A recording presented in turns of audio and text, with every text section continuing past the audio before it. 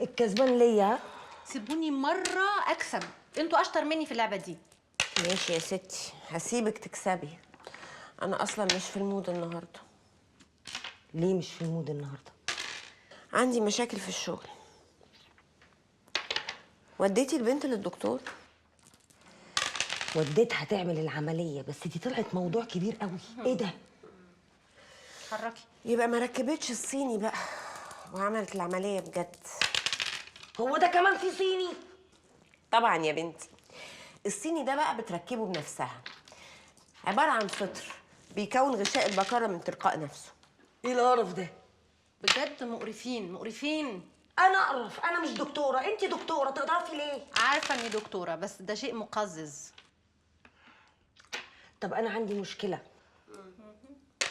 واحنا في المستشفى البنت سالتني سؤال هنكت، ما عرفتش اجاوب. قالت لي ايه بقى يا بنتي يا ساره؟ ايه؟ قالت لي هو ليه الراجل لما تعبت. بيجي يا بنت مش بتكلم انا في موضوع مهم. الله، ما تتكلمي. قالت لي هو ليه الراجل لما بيكتشف قبل الجواز ان مراته كان عندها علاقات او تجارب يطلقها ويفضحها واهلها يعايروها، ولو اكتشفنا اي حاجه على الراجل قبل الجواز عادي. لا والانقح بقى، لو العريس راح لحماه وقال له يا عمي انا كان ليا تجارب قبل الجواز، هيرد عليه ويقول له عادي يا ابني، ما انت راجل، المهم بعد الجواز ما تلعبش بديلك. حالتين مقرفين، الحالتين اسمهم زنا على فكره يعني. على فكره يا جماعه، انا اكتشفت ان احنا اتربينا على حاجه غلط ولحد دلوقتي ما نعرفش انها غلط. عشان احنا عايشين في مجتمع ذكوري متخلف بيفكر غلط. زي ما قلت لك امبارح، البنت اللي تغلط تروح تقول للي هتتجوزه انا غلطت وخلاص، وما تبنيش حياتها على كذب. ده على اساس الاخت جايه من فيينا ولا منين يعني؟ مين الراجل اللي هيستوعب منك الكلام ده في المجتمع اللي احنا عايشين فيه؟ خلاص يبقى اشربوا بقى، واشربوا اللي هيحصل لكم، وخدوا بالجزمه عشان انتوا رخاص. انت قللت الادب على فكره. ايه يما ده؟ هي خناقه؟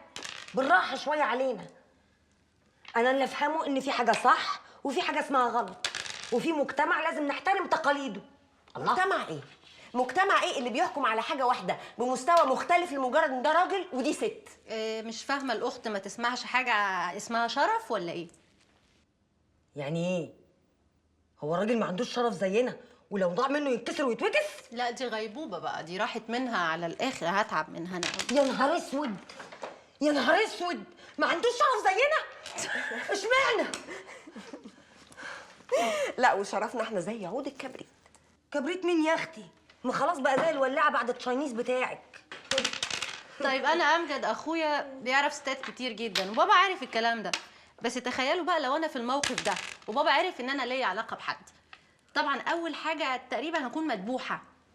حتى الاهل؟ ايوه مش بقول لك مجتمع ذكوري متخلف.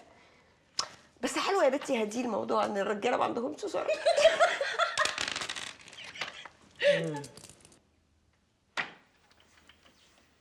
الرجاله كلهم ما عندهمش شرف الا احنا. حكي جاتك نيله. بوظتوا كل معلوماتي عن الطب على فكره. القعده معاكم تضيع المستقبل. العبي يا بنتي، انا بلعب لوحدي ولا ايه؟ بلعب اهو. عايزه اكسب، بلعب غلط.